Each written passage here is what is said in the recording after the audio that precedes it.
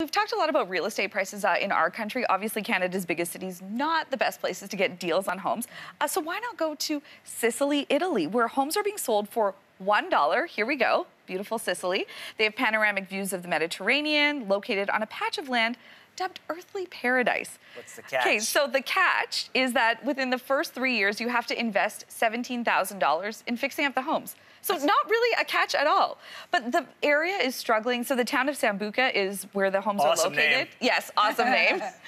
Here it is. It's a hilltop town. A lot of people are leaving the town. The government owns these homes. So they've actually cleared all the red tape when it comes to selling to foreign buyers. So anyone can buy a home here for literally $1. Like I could do this right now? Yes, you can do this right now. And then all you have to do is commit over 3 years to spend 17 grand on fixing it up? On fixing it up.